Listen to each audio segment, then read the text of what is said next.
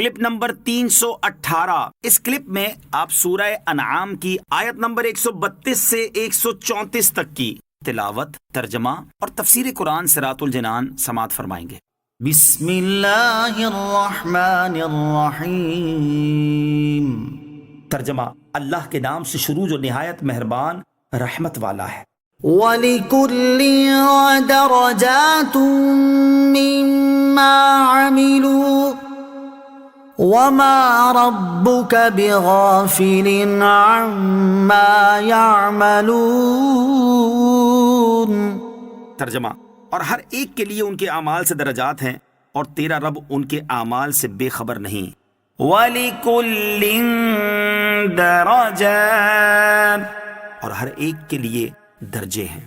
ہر ایک کے لیے چاہے وہ نیک ہو یا گناہگار، اس کے اچھے اور برے اعمال کے اعتبار سے درجے ہیں، اور انہی کے مطابق ثواب اور عذاب ہوگا۔ جنتیوں کو جنت میں ان کے نیک اعمال کے مطابق درجے دیے جائیں گے، ایسے ہی جہنمیوں کو جہنم میں ان کے برے اعمال کے مطابق مختلف درجوں میں سزا دی جائے گی۔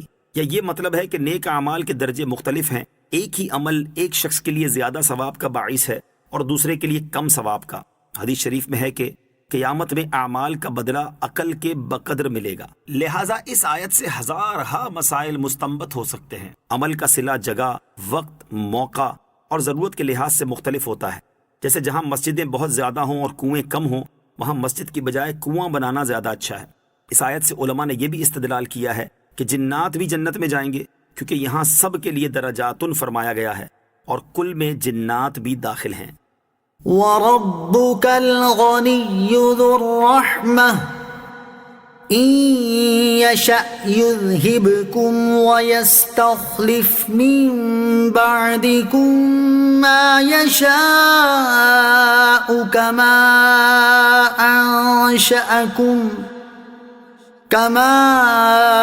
أَنشَأَكُم مِّن ذُرِّيَّةِ قَوْمٍ آخَرِينَ۔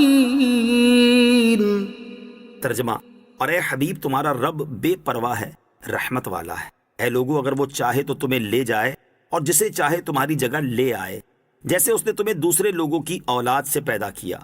وَرَبُّكَ الْغَنِيُّ ذُو الرَّحْمَةِ، اور اے حبیب تمہارا رب بے پرواہ ہے، رحمت والا ہے۔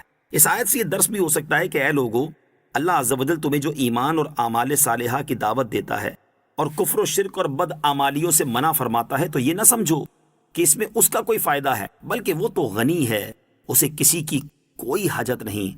البتہ چونکہ وہ رحمت والا ہے، اس لیے وہ تمہیں نصیحت فرماتا ہے اور تمہیں تمہارے بھلے کی باتیں بتاتا ہے، ورنہ اگر وہ چاہے تو تم سب کو فنا کر دے اور تمہاری جگہ دوسرے لوگوں کو لے آئے، جیسے بہت سی قوموں کو اس نے فنا کر دیا، یا جیسے تم دوسروں کے بعد اس دنیا میں آئے، اسی طرح تمہارے بعد دوسرے آ جائیں گے۔ تو اس دنیاوی زندگی اور مال و متاع پر غرور نہ کرو۔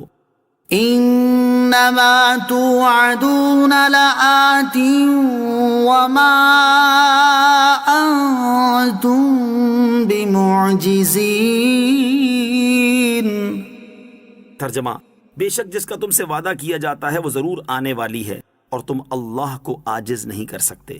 انما توعدون، بے شک جس کا تمہیں وعدہ دیا جاتا ہے۔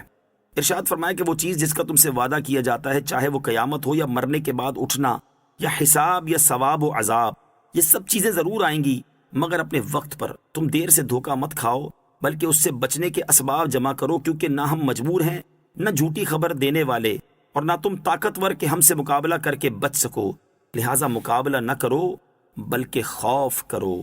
انما توعدون لآت وما انتم بمعجزین، بے شک جس کا تم سے وعدہ کیا جاتا ہے وہ ضرور آنے والی ہے، اور تم اللہ عز و جل کو عاجز نہیں کر سکتے۔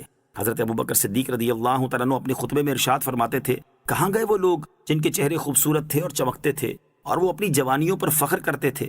کہاں ہیں وہ بادشاہ جنہوں نے شہر تعمیر کیے اور ان کے گرد دیواریں بنا کر ان کو محفوظ کیا؟ کہاں ہیں وہ جو لڑائی کے میدان میں غالب آتے تھے؟ زمانے نے انہیں کمزور اور ذلیل کر دیا اور وہ قبروں کی تاریکیوں میں چلے گئے۔ جلدی جلدی کرو اور نجات تلاش کرو۔ حضرت سمیت رحمت اللہ تعالی علیہ فرماتے ہیں، اے اپنی طویل صحت پر دھوکے میں مبتلا شخص، کہ تو نے کسی کو بیماری کے بغیر مرتے ہوئے نہیں دیکھا؟